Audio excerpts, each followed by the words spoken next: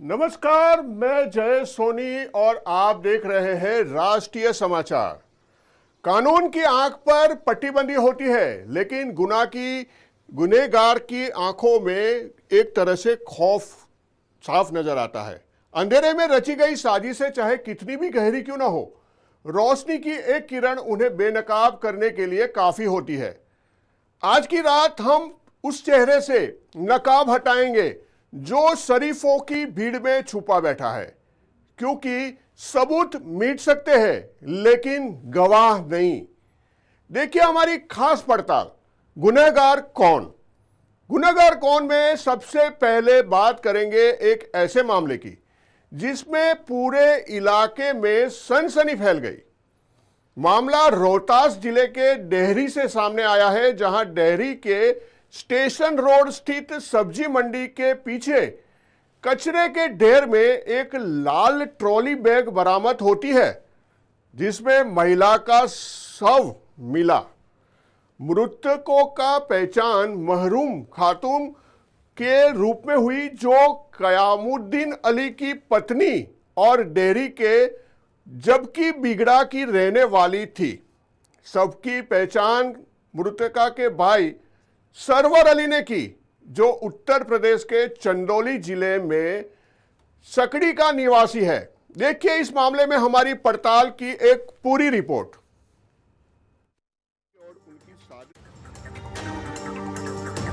डेहरी रोहतास जिले और station road के पास स्थित सब्जी मंडी के पीछे आज वो मंजर सामने आया जिसने हर किसी को झंझोर कर रख दिया। कचरे के ढेर में पड़ा एक लाल रंग का ट्रॉली बैग, और जब उसे खोला गया तो उसके अंदर से निकला एक महिला का शव। कुछ ही पलों में इलाके में सनसनी फैल गई। जांच में सामने आया कि मृतक महिला की पहचान मेहरून खातून के रूप में हुई है। मेहरून डेहरी के जक्की बिगहा की रहने वाली थी और उनकी शादी साल 2022 में कयामुद्दीन अली से हुई थी। शव की पहचान मृतक के भाई सरवल अली ने की, जो उत्तर प्रदेश के चंदौली जिले का रहने वाला है। परिवार का आरोप है कि शादी के बाद से ही मेहरून की जिंदगी तनाव और विवादों में गुजर रही थी। आरोप है कि उसके पति कयामुद्दीन का अपनी मामी की बहन से अवैध संबंध था, जिसका मेहरून लगातार विरोध कर रही थी। यही विरोध उसकी मौत की वजह बन गया। आरोप है कि कयामुद्दीन ने मेहरून की बेरहमी से हत्या की, फिर उसके शव को ट्रॉली बैग में बंद किया और सबूत मिटाने के इरादे से सब्जी मंडी के पीछे कचरे में फेंक दिया। हैरान करने वाली बात यह है कि वारदात से ठीक एक दिन पहले आरोपी पति ने ससुराल फोन कर यह झूठी जानकारी दी थी कि मेहरून घर से भाग गई है, लेकिन आज ट्रॉली बैग में शव मिलने के बाद पूरा सच सामने आ गया। फिलहाल आरोपी कयामुद्दीन अपने परिवार के साथ घर बंद कर फरार है। पुलिस ने मामला दर्ज कर डीसीपी गौतम कुमार यादव के नेतृत्व में लगातार छापेमारी की जा रही है। हमारी बहन की हत्या कर दिया है उसका पति। कब शादी हुआ था? शादी हुआ था 2022। कोई विवाद था क्या पति सब? पति पत्नी तो जब न तब हमें लोग आते झगड़ा हो जाता है पति पत्नी में। तो पति पत्नी का झगड़ा कौन सुलझाएगा? पति पत्नी की झगड़ा न हम सुलझा सकते, न आप सुलझा, न सरकार सुलझा सकती है। आज करेंगे कल मिल जाएंगे। कब पता चला आपको? कब कैसे पता चला? हमको पता चला कल। क्या? कल उसका आदमी फ़ोन किया, कहा कि हमारी बहन पर, छोटी बहन को की, कहा आपकी बहन भाग गई। तो हम कल आ रहे थे तो थोड़ा सा दुकान में हम फंस गए, इसीलिए हम कल नहीं आए। आज आए एतवार के दिन। मंडी में देखे तो भीड़ लगी है सब्जी वाले में मंडी में। 100 कुछ में मिला है ये बैग क्या नाम है आपके बहन का? मैरून। उस बॉडी का, डेड बॉडी का शिनाख्त कर लिया गया है तथा पोस्टमार्टम भी करा दिया गया है तथा जो भी अभियुक्त हैं उसके कांड के उद्भेदन के लिए हम लोगों के द्वारा लगातार छापेमारी किया जा रहा है। इस दिल दहला देने वाले मामले में डेहरी और आसपास के लोगों को डरा दिया है।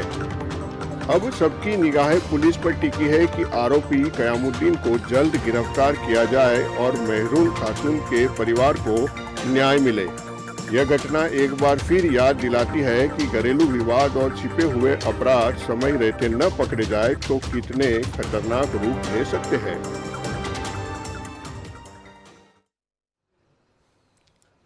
तो आपने देखा कि किस प्रकार से एक पति ने अपने अवैध संबंध को कायम रखने के लिए अपनी ही पत्नी का कत्ल करके सूटकेस में बंद करके उसे फेंक दिया। इस मामले की ज्यादा जानकारी के लिए हम हमारे सहयोगी बिहार से एसके राजीव जी से बात करते हैं। राजीव जी, जिस तरह से ये मामला सामने आया है बिहार में, और बिहार के मामले जिस तरह से सामने आते जा रहे हैं, एक के बाद एक आपराधिक घटनाएं रुकने का नाम नहीं ले रही है, और दूसरी तरफ सरकार दावे कर रही है कि बिहार में अपराध कंट्रोल में आ चुका है। क्या कहेंगे, ये जो ऐसे वारदातें सामने आती है, घरेलू हिंसा की वारदात है ये?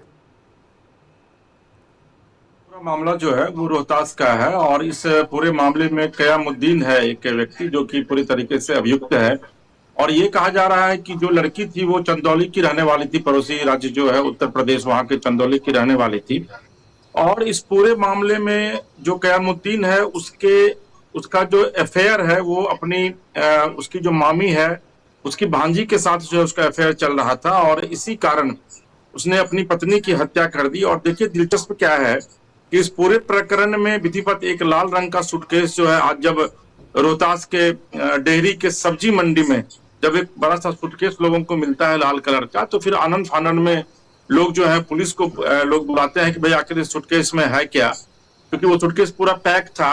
और जब पुलिस आती है उसके बाद इस पूरे मामले का जो है उद्भेदन होता है कि उसमें एक बहुत ही कम उम्र की महिला का जो है वो बॉडी था और उसकी नृशंस हत्या उसके पति के द्वारा की गई थी। फिर उसके बाद ये इस पूरे मामले की जानकारी जो है वो चंदौली यानी कि उस लड़की के घर पे दी जाती है। फिर वहां से उसके जो भाई हैं वो यहाँ आते हैं और उसके बाद जो उन्होंने पुलिस को बयान दिया, जो मीडिया को उन्होंने बयान दिया है, तो उन्होंने साफ कहा है कि कयामुद्दीन की जो है का जो निकाह जो है वो उसकी बहन के साथ हुआ था। और कयामुद्दीन जो है शुरुआती 6 महीने 1 साल तक उसकी बहन के साथ जो है उसके बहुत ही अच्छे संबंध थे। लेकिन उसके बाद ये जानकारी मिली उन लोगों को कि जो कयामुद्दीन का जो मामा है उसकी भांजी के साथ उसका अफेयर जो है वो लंबे समय से चल रहा था।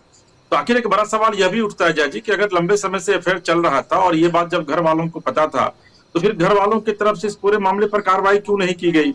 और अंततः आप देखिए कि अगर यही कार्रवाई पहले की गई होती, आज जो उस लड़की का भाई आकर के बयान दे रहा है, अगर ये बयान वो पहले आकर दिया रहता पुलिस में अगर वो लिखित कंप्लेन किए रहता तो निश्चित तौर पर इस तरह की जघन्य हत्या जो है जो घटना हुई है वो आज नहीं होती। वहीं दूसरी तरफ जब पुलिस कयामुद्दीन के घर पे पहुंचती है तो वहां पर ताला लॉक था, वहां पर सभी लोग जो है वहां से घर छोड़ करके फरार थे। यानी कि पूरे तरीके से ये बात तय हो गई है कि कयामुद्दीन जो है इस पूरे घटना में और उसके घर वाले जो है वो इस पूरे घटना में जो है वो शामिल है। और यही वजह है कि पुलिस के पहुंचने के पहले ही वो लोग घर छोड़ करके फरार हो गए हैं। तो आप यह कह सकते हैं कि प्रेम, विवाह और हत्या, इससे ये जुड़ा हुआ जो है वो पूरा मामला है। क्योंकि प्रेम पहले से ही चल रहा था, प्रेम चलने के साथ ही निकाह होता है फिर दूसरी लड़की के साथ, और अंततः कयामुद्दीन जो है वो अपनी पत्नी को हत्या करके उसके बॉडी को जो है वो एक ट्रॉली बैग में पैक करके और डेयरी बाजार पर जाकर सब्जी मंडी के पास फेंक देता है। बिल्कुल बिल्कुल राजीव जी, ये बड़ा ही दर्दनाक और खौफनाक मामला सामने आया है कि एक पत्नी को पति खुद ही मार के इस तरह से ट्रॉली बैग में भर के फेंक देता है। आप बने रहिएगा हमारे साथ, अगली खबर का भी रुख करते हैं जो कि वो भी बिहार से ही ताल्लुक रखती है। और बिहार में अपराध रुकने का नाम नहीं ले रहा है और रहस्यमय तरीके से कई अपराध जो है वो वहां पर दिखाई देते हैं। अगली खबर का रुख करते हैं, साजिश, फरेब और फिर एक खौफनाक कत्ल। हर अपराधी सोचता है कि उसने मुकम्मल जुर्म कर लिया है, लेकिन कुदरत अपना न्याय खुद ही करती है। पुलिस की फाइलों से निकलकर सच अब सामने आने वाला है। दिल थाम कर बैठिए, क्योंकि आज बेनकाब होगा गुनहगार। औरंगाबाद से एक सनसनीखेज और रहस्यमय खबर सामने आ गई है। हसपुरा थाना क्षेत्र के मोती बिंगरा गांव में एक ही गांव की 5 नाबालिग किशोरियों ने कथित तौर पर जहर खा लिया।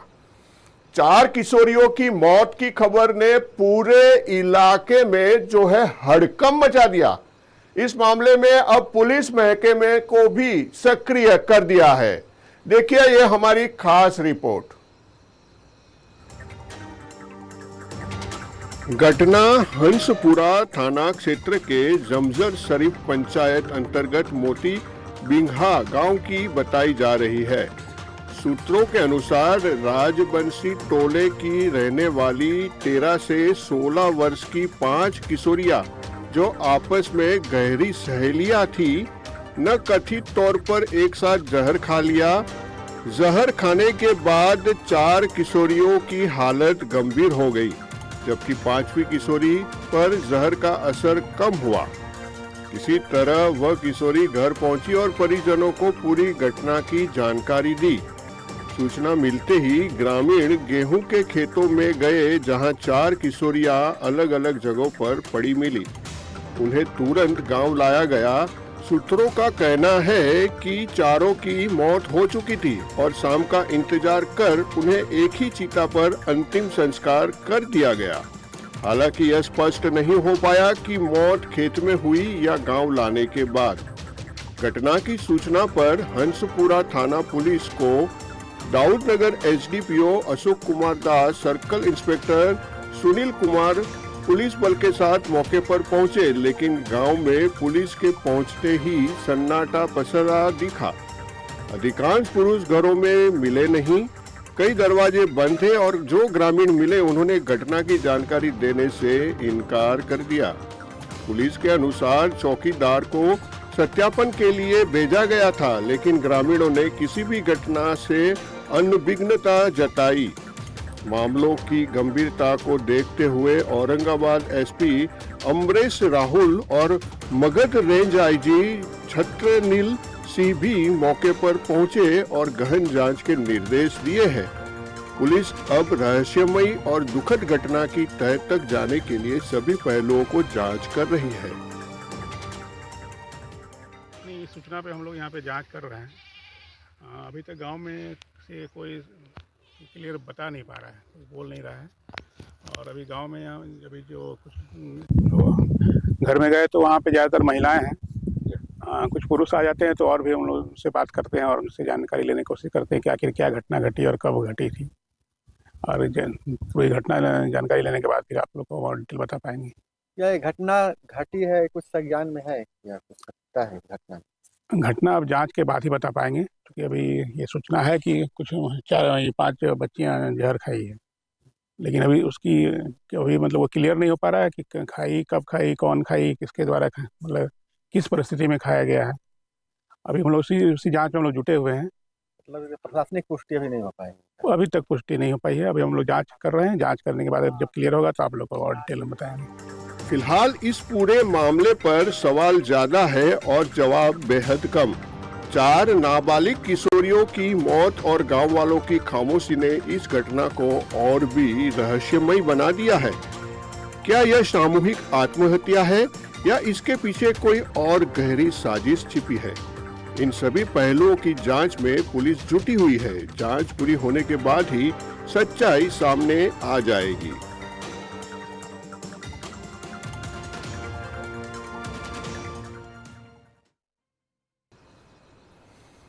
तो जैसे कि आपने देखा कि 4 नाबालिग किशोरियों की मौत हो जाती है और गांव के लोग सब खामोश हो जाते हैं।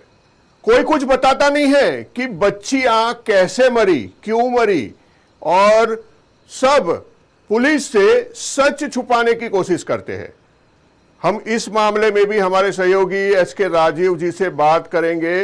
राजीव जी, जिस तरह से गांव के लोग खामोश हो गए हैं और चारों जो नाबालिग बेटियां हैं उनको चुपचाप दाह संस्कार कर दिया गया ताकि कोई सबूत पुलिस के हाथों ना लगे।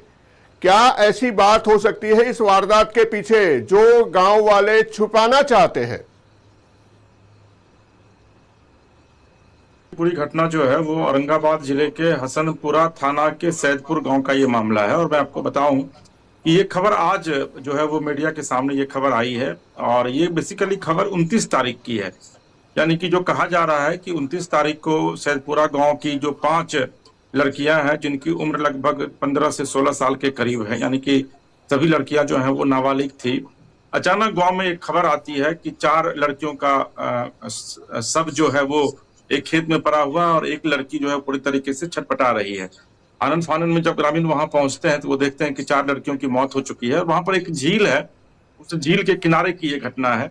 और उसके बाद जो है सो चारों लड़कियों को उठा करके लाया जाता है और उसको एक ही चिता पर डाल करके जो है वो जला दिया जाता है। और एक लड़की जिसका इलाज कहाँ चल रहा है ये अभी तक जानकारी नहीं मिली है। और मैं आपको बताऊं कि कल जब देर शाम इस बात की खबर वहां के हसनपुरा थाना की पुलिस को लगी तो उसके बाद पुलिस के हाथ पांव फूल गए और वो लोग फिर सैदपुरा गांव जाते हैं। गांव जाने के बाद वहां पर मात्र 20 घर है, ये बहुत ही दिलचस्प है। और वहां पर पुरुष एक भी नहीं मिला क्योंकि ये कहा गया कि भाई काफी गरीब गांव है, ये गरीबों का गांव है और सभी लोग बाहर जो है वो दिल्ली पंजाब रह करके नौकरी करते हैं। तो घटना की पुष्टि अभी तक पुलिस नहीं कर पा रही है। पुलिस यह नहीं बता रही है कि वाकई में किस परिवार की बच्ची की मौत हुई है, मौत के पीछे की वजह क्या है, एक जो लड़की है उसका इलाज आखिर कहाँ किया जा रहा है। आप अंदाजा लगाइए कि घटना कितनी गंभीर है कि एसपी वहां पर पहुंचे। उसके बाद छत्रनील सिंह जो वहां के डीआईजी है मगधरंज के, वो खुद भी वहां पर पहुंचे। वहां जाकर के उन्होंने पूरी तफ्तीश की और वहां के इंस्पेक्टर को इस पूरे मामले की जांच की जिम्मेदारी जो है वह दी गई है। तो आखिर मौत क्यों हुई, आखिर क्या वाकई में उनको मारा गया है या फिर उनके साथ कोई हैपनिंग्स हुई है? क्योंकि आपको पता है कि आजकल जो है सो ये हम कह नहीं रहे हैं, इसकी पुष्टि नहीं कर रहे हैं, लेकिन आजकल प्रेम प्रकरण का मामला जो आप देख रहे हैं कि किस तरीके से काफी चला हुआ है। पटना में अभी नीट प्रकरण जो है वो अभी तक शांत नहीं हुआ। आज विधानसभा में काफी हंगामा हुआ था उस पूरे मामले को लेकर के। तो एक बड़ा दिलचस्प ये मामला है कि आखिर जो 4 लड़कियां थी या फिर 5 लड़कियां हैं तो उन्होंने आखिर जहर क्यों खाया? क्या वाकई में कुछ पारिवारिक कलह की वजह से जहर खाया है? लेकिन पारिवारिक कलह की वजह से अगर जहर खाया होगा तो 5 परिवार में किस तरीके से कलह होगा? और ये तो बहुत ही दिलचस्प बात है। दूसरी तरफ जो महत्वपूर्ण बात है जय जी वह यह है कि अगर प्रेम प्रकरण का भी मामला है तो क्या 5 लड़कियां जो है वो अलग अलग प्रेम करती थी और 5 लड़कियों को एक साथ धोखा मिला? तो ये बड़ा सेंसिटिव इशू है जिस पर कि अभी पुलिस जो है वो अनुसंधान कर रही है। और चूंकि अभी बिहार में गाइडलाइन जो है पुलिस मुख्यालय की तरफ से जारी किया गया है जिसमें यह कहा गया है कि चाहे वो टीवी चैनल हो या फिर सोशल मीडिया हो, वो अपनी तरफ से कोई भी टिप्पणी जो है वो इस तरीके के मामलों में ना करे। इसलिए हम इस मामलों में बहुत ज्यादा टिप्पणी नहीं कर सकते। लेकिन निश्चित तौर पर जो सैदपुरा गांव है उस गांव में अभी फिलहाल मातमी सन्नाटा जो है वो पसरा हुआ है। हर एक व्यक्ति के चेहरे पर एक खौफ है और पुलिस जो है वो हर एक व्यक्ति को शक की निगाह से देख रही है। हर एक घर में जाकर के नॉक कर रही है, पता करने की कोशिश कर रही है कि वाकई में आखिर किस परिवार में मौत हुई, किस परिवार की वो बच्चियां थी और क्या वो उस गांव की बच्चियां थी भी या नहीं थी। ये भी एक बड़ा सवाल है क्योंकि अभी तक पुलिस इस मुकाम पर या फिर इस मामले की तफ्तीश में यहाँ तक नहीं पहुंच पाई है कि आखिर में वो बच्ची किस परिवार से थी, क्या इस गांव की थी या नहीं थी या फिर किसी दूसरे पड़ोसी गांव की थी। चूंकि जो सैदपुर गांव है वहां पर मात्र 20 ही घर है। तो ऐसी स्थिति में अगर 5 घर की बच्चियों की 4 की मौत होगी तो निश्चित तौर पर घर में मातमी सन्नाटा निश्चित तौर पर पसरेगा। तो वो अभी देखने को नहीं मिल रहा है। तो आप ये कह सकते हैं कि ये पूरी घटना काफी भेग में है, काफी संदेहास्पद है और पुलिस पूरे मामले की तफ्तीश में जुटी हुई है। जी बिल्कुल राजीव जी, बहुत ही रहस्यमय कह सकते हैं इस घटना को कि लोगों ने चुप की साथ दी है। क्या छुपाना चाहते हैं और ऐसा क्या हुआ था जो गांव वालों को छुपाने की जरूरत पड़ी और 4 बच्चियों का दाह संस्कार भी इस तरह से करना पड़ा। बहुत बहुत धन्यवाद आपका इस जानकारी के साथ हमारे साथ जुड़ने के लिए। आगे बढ़ते हैं। अगला मामला जो है वो गुजरात से है और गुजरात के इस मामले में हम आपको बताना चाहेंगे कि क्या आप जानते हैं कि आपके बगल में बैठा शख्स कौन है? जुर्म अब गलियों में नहीं, हमारे भरोसे के बीच पनप रहा है। जब लालच रिश्तों पर भारी पड़ जाए और नफरत इंसानियत को निगल ले तब जन्म लेता है खौफनाक मंजर। गुजरात के सूरत से एक ऐसा ही सनसनीखेज मामला सामने आया है, जहां एक कुरियर कंपनी में काम करने वाले युवक को दिन दहाड़े अगवा कर लिया गया। अभी तक तो जानकारी सामने आई है, उसके तहत आकाश राजपूत को हिरासत में ले लिया गया है और अभी भी 7 लोगों की गिरफ्तारी बाकी है। ये जो तस्वीर आकाश राजपूत की है वो आपको हम सबसे पहले हमारे चैनल राष्ट्रीय समाचार पर दिखा रहे हैं। राष्ट्रीय समाचार पर इस घटना की सबसे पहले आप ये तस्वीर देख सकते हैं। इस घटना ने सूरत शहर की कानून व्यवस्था पर एक बार फिर सवाल खड़े कर दिए हैं। पुलिस ने मामला दर्ज कर आरोपियों की तलाश शुरू कर दी है। देखिए हमारी ये खास रिपोर्ट।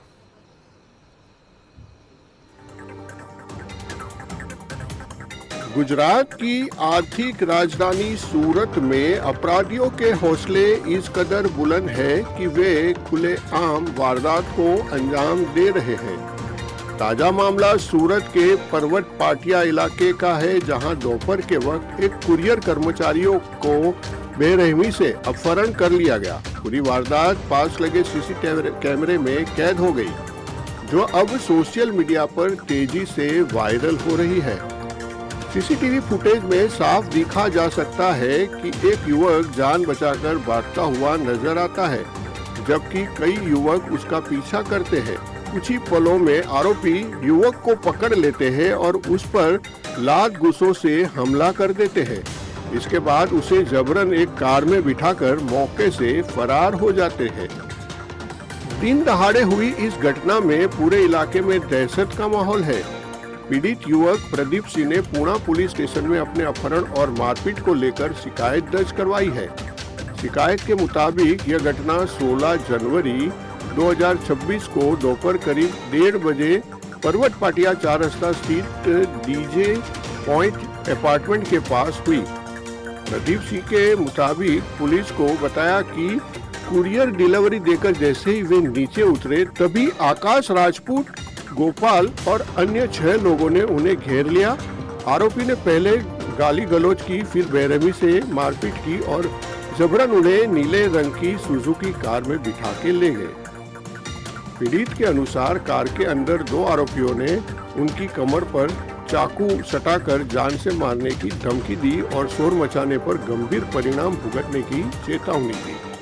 इसके बाद आरोपी उन्हें गोडादरा क्षेत्र महाराणा प्रताप चौक, पूर्वांचल रेस्टोरेंट और डिंडोली ब्रिज के नीचे तक घुमाते रहे।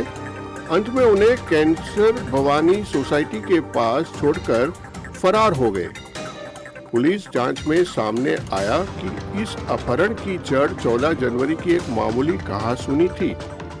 बताया गया कि पूर्वांचल रेस्टोरेंट में बैठने की बात को लेकर प्रदीप सिंह और मुख्य आरोपी आकाश राजपूत के चचेरे भाई अभिषेक राजपूत के बीच विवाद हुआ, जिसमें प्रदीप ने अभिषेक की पिटाई कर दी। इसी रंजिश का बदला लेने के लिए अपहरण की साजिश रची गई। प्रदीप सिंह पहले एक अन्य मामले में जेल में बंद थे और डरे हुए होने के कारण तुरंत शिकायत दर्ज कराने नहीं गए। जेल से बाहर आने के बाद उन्होंने हिम्मत जुटाकर पुणे पुलिस स्टेशन में शिकायत दर्ज कराई। फिलहाल पुलिस ने अपहरण, मारपीट और धमकी का मामला दर्ज किया है और फरार आरोपियों की तलाश तेज कर दी है। सूरत से राष्ट्रीय समाचार के लिए अमित सिंह राजपूत की रिपोर्ट।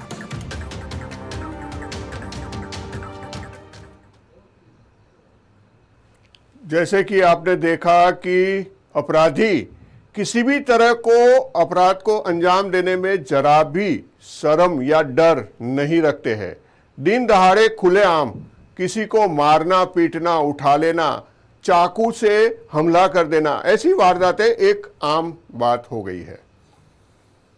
अगला मामला हम लेते हैं, जिसमें हम आपको एक ऐसे फर्जीवाड़े से रूबरू कराने जा रहे हैं जो कि आप सोचेंगे तो चौंक जाएंगे।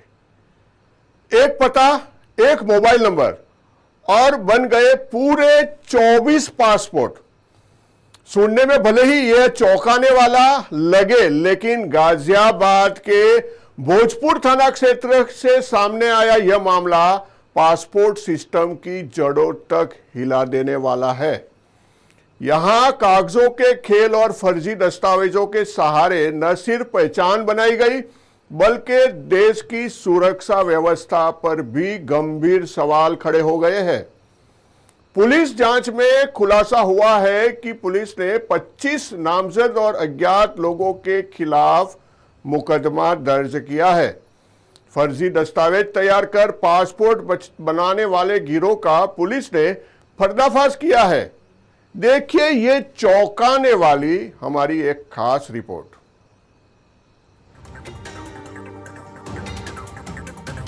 डाकघर के कर्मचारी ने पूछताछ में बताया कि करीब 12 वर्षों से वह भोजपुर डाक खाने में तैनात है और संबंधित गांवों की डाक वितरण वही करता है।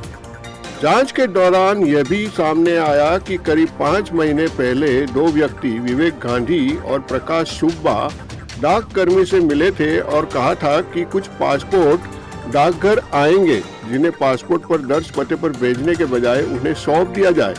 उसके बदले में हर पासपोर्ट पर 2000 रुपए देने का लालच दिया गया। डाककर्मी ने लालच में आकर यह काम करना स्वीकार कर लिया और फर्जी पते वाले पासपोर्ट की डिलीवरी गलत तरीके से की गई। पासपोर्ट सत्यापन के दौरान जब ऑनलाइन रिपोर्ट भेजी गई तो शक गहराने पर पूरे मामले की परत खुलने लगी। थाना भोजपुर पुलिस ने इस मामले में 4 आरोपियों और 1 महिला आरोपियों को गिरफ्तार किया है। आरोपियों के कब्जे से भारी मात्रा में कुटर चित्र दस्तावेज, पासपोर्ट, मोबाइल फोन और कारें बरामद की गई। यह कार्रवाई गाजियाबाद के थाना भोजपुर पुलिस और ग्रामीण जोन की स्वाट टीम ने संयुक्त रूप से की। षड्यंत्र और धोखाधड़ी पर कूटरचित दस्तावेजों के जरिए पासपोर्ट बनाने के आरोप में 5 आरोपियों को गिरफ्तार किया गया। गिरफ्तार आरोपियों में विवेक गांधी, प्रकाश सुब्बा, अरुण कुमार, अमरदीप सिंह उर्फे अमजीत सिंह और महिला आरोपी सतवंत कौर शामिल है। पुलिस के अनुसार ये आरोपी फर्जी तरीके से Aadhaar card, driving licence, bank passbook जैसे दस्तावेज तैयार कर फर्जी पते डालकर लोगों के पासपोर्ट बनवाते थे। पुलिस ने आरोपियों से कब्जे में लिए हैं 4 फर्जी आधार कार्ड, 2 फर्जी ड्राइविंग लाइसेंस, 2 फर्जी bank passbook, 2 passport, 6 mobile phone, 2 कारें और 4000 से अधिक नगद बरामद किए हैं।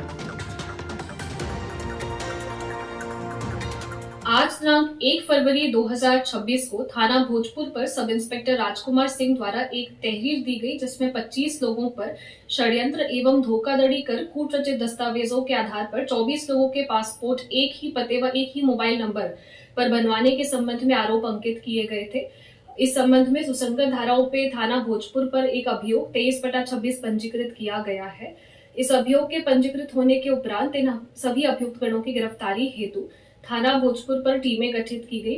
तत्पश्चात थाना भोजपुर पुलिस टीम एवं स्वाट टीम ग्रामीण द्वारा 5 अभियुक्तगणों की गिरफ्तारी की गई है। ये अभियुक्तगण हैं विवेक गांधी, प्रकाश सुब्बा, पोस्टमैन अरुण व 2 अन्य लोग। इन लोगों के पास से कई सारे फर्जी दस्तावेज, कूटरचित दस्तावेज बरामद हुए हैं, जैसे फर्जी आधार कार्ड, फर्जी ड्राइवर्स लाइसेंस, फर्जी बैंक पासबुक एवं 6 पासपोर्ट, 2 मोबाइल फोन, 2 कार एवं 4000 रुपए की नगद बरामदगी भी हुई है। इन लोगों से पूछताछ की जा रही है एवं वैधानिक कार्रवाई प्रचलित है। फर्जी दस्तावेजों के जरिए पासपोर्ट जैसे संवेदनशील दस्तावेज बनवाना देश की सुरक्षा के लिए बड़ा खतरा है। फिलहाल पासपोर्ट जैसे मामले में भी पुलिस ने ठीक तरीके से वेरिफिकेशन नहीं की और सिख समुदाय के पासपोर्ट बन गए जो पते मौजूद भी नहीं थे। लेकिन ये सुरक्षा का मुद्दा है। डाकिये अरुण कुमार ने लालच दिखाकर यह पासपोर्ट डाकघर से ही जारी कर दिए। 2000 रुपए लेकर मौजूद पते पर नहीं दिए। लेकिन इससे पहले पुलिस कर्मचारियों ने भी वेरिफिकेशन की थी। आखिरकार उनकी लापरवाही उजागर क्यों नहीं हो पाई? राष्ट्रीय समाचार के लिए अजय कुमार की रिपोर्ट।